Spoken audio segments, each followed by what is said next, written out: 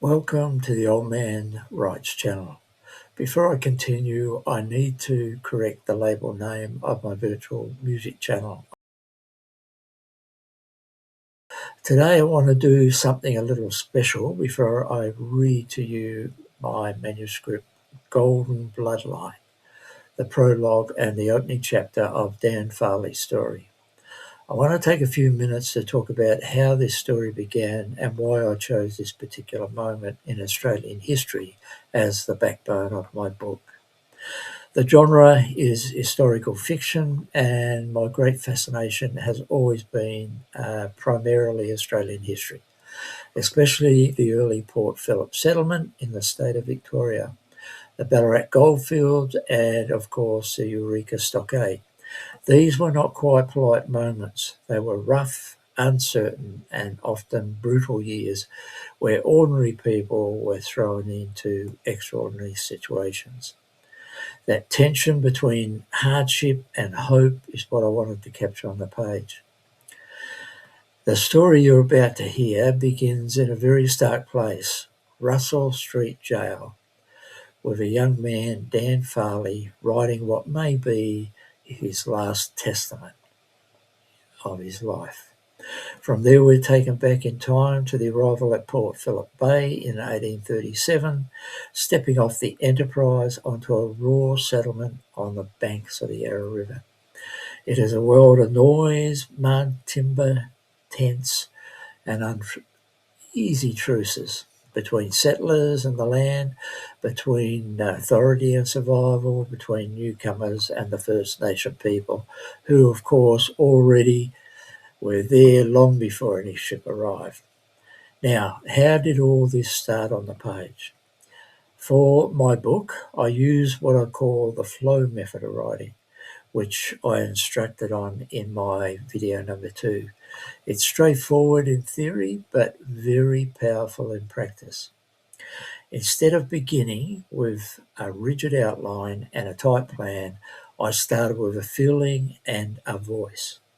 I pictured that dim cell in Russell Street Jail. I imagined a man in his 20s, a carpenter, a bounty hunter, a man with blood on his hands, taking a quill and deciding that before he dies, he's going to write his own story.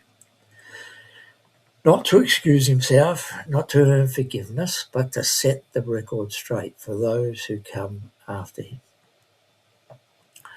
Once I had that image, I sat down and I let the character talk. I did not interrupt him with too much planning or overthinking. I wrote continuously, following the flow of his thoughts, his fears, his shame, his stubbornness, his memories of Van Diemen Land, which today is Tasmania, and his first steps onto the shore of Port Phillip. I allowed the voice of Dan Farley to lead me, line by line, scene by scene. That, to me, is the essence of the flow method. Start with a strong emotional image, step into the character's skin, write without stopping to polish every sentence, trust that the deeper structure will reveal itself as you go. Once the first raw flow exists on the page, then I go back with my love of history and I start shaping, checking, and layering in the real details. With history, I research the streets, the ships, the language, the political tensions, the relations with the Aboriginal communities, the myths and realities of men like John Batman, of the Port Phillip Association, who started it all. I'm always aware that as a writer of historical fiction, I walk along between respecting history and telling a compelling story. The aim is not to give a lecture, but to let the past breathe through the characters. You will hear in the first chapter that as Dan steps onto the banks of the Yarra, he's confronted by Aboriginal elders and their families who are overseeing him. You will also hear the echoes of the Black War in Van Diemen's Land at the time, The uneasy talk of treaties, leases, and peace accords with the Aboriginals, and the way these things sit inside Dan's conscience. These are not just background details, they are part of his inner conflict. He is a man shaped by violence in the past, standing at the edge of a new beginning that may not offer redemption for him, but might provide meaning. The wider arc of this saga takes us from the young settlement at Port Phillip, through the fever of the Ballarat Gold Rush, and into the roaring heart of what was the Eureka Stockade. It follows the Riley legacy across a turbulent period of Australian history. Ordinary men and women caught in the machinery of empire, ambition, injustice, and resistance. But it all begins with this quite simple thing: the flow. A man in a cell, a quill, and a decision to write. So as I read the prologue and the first chapter to you today, I invite you to listen not only to the events, but also to the flow that shaped them, how Dan's voice moves between pride and regret, how the landscape, the river, the frontier, the jail become almost a character in its own right, how the shadow of past violence and the promise of a new world push against each other in Dan's mind. That is how the flow method works for me. I let the character speak first, and later I bring the historian and the craftsman to refine the story. The result, I hope, is a narrative that feels alive, grounded in real places and events, yet driven by the emotional truth of the people who might have lived them. In a moment, I'll begin reading the prologue, set in the Russell Street jail, where Dan Farley puts pen to parchment and begins his testament. After that, we will step back in time to Chapter 1, Port Phillip Bay, 1837, and walk beside him as he first arrives in the Yarra River settlement, disorientated, humbled, and unknowingly standing on the threshold of a journey that will shape not only his fate, but the legacy of those who follow as we read further chapters. If you enjoy this kind of historical storytelling, rich with Australian settings, real events, and flawed human characters, I invite you to stay with me, listen to the reading, and if it speaks to you, please subscribe to the channel, and I'll share it as we go along, and you can share it with someone who loves a good story. Now settle in, imagine the cold stone of a prison cell, the scratch of a quill, an old parchment, and the weight of a life about to be judged. Let us begin with a prologue to the saga of Dan Farley. Prologue.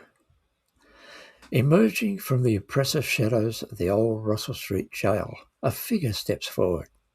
It's Dan Farley, a 25-year-old carpenter from Van Diemen's Land and convicted murderer. His eyes a tremulous mix of defiance and remorse. Clutching a pen with a feathered tip, he embarks on his narrative, each stroke a testament to his inner turmoil. This manuscript is a final testament of my accursed existence, a tale for others to decipher. The world may label me mad for my deeds, but some moments transcend our comprehension. His struggle for redemption, a journey that will captivate and challenge, is about to unfold. Undeterred, he continues, the pen flowing smoothly across the page. He writes, I'm writing this not to find forgiveness. My soul is surely doomed, but to find peace in the face of my coming demise. It is also a legacy for my descendants, a way for the truth to be revealed when time uncovers it. As the ink flows from Dan's pen, his world bursts into life, a thrilling odyssey into the uncharted territories of 19th century Australia, teeming with intriguing characters. The narrative weaves together diverse fates, unexpected alliances, and the untamed lands of Australia's harsh frontier in this exhilarating quest for redemption.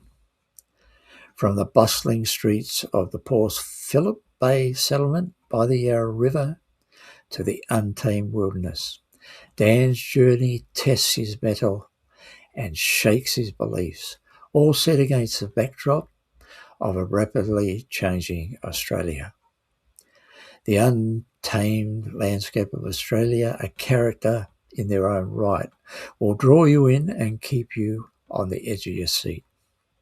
Each word on the paper is a thread in the Riley family's tapestry, a saga that resonates through history. It encapsulates a turbulent era while showcasing the indomitable spirit of a man striving to find peace and the enduring, unbreakable family bonds that transcends time. These bonds, woven with love and resilience, will stir feelings of connection and nostalgia in the reader.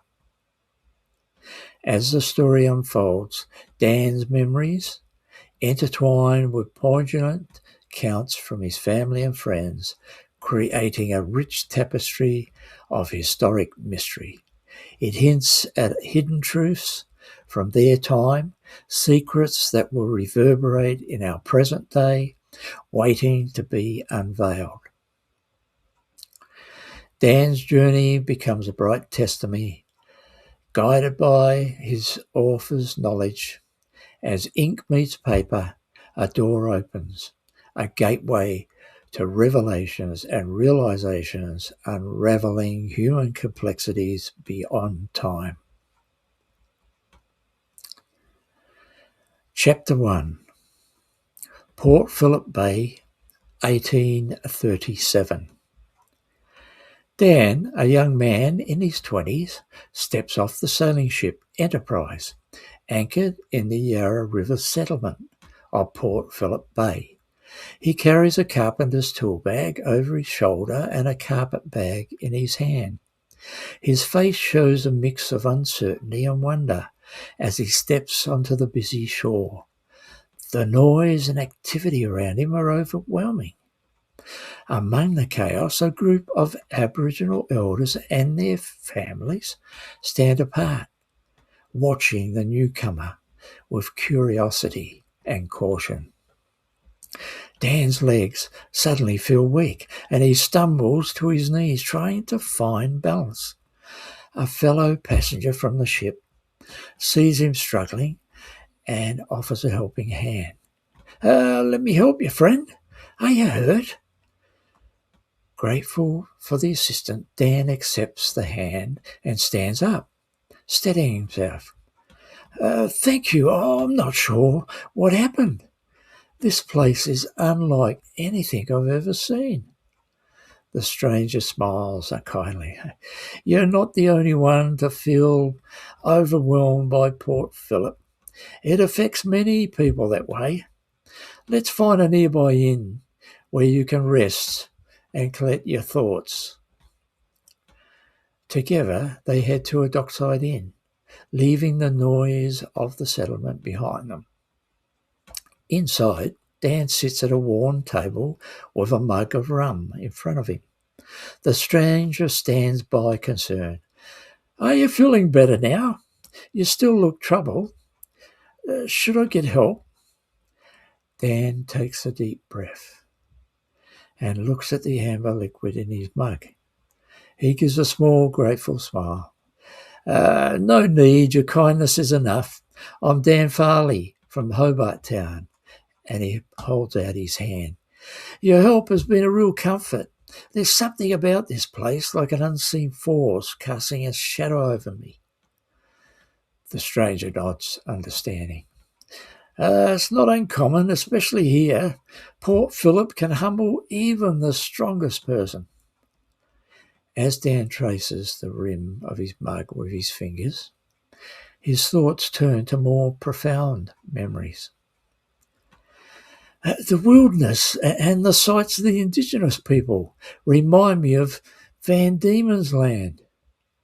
I was a bounty hunter there, chasing escaped convicts and dealing with troublesome indigenous groups. The stranger meets Dan's gaze, acknowledging the weight of his words.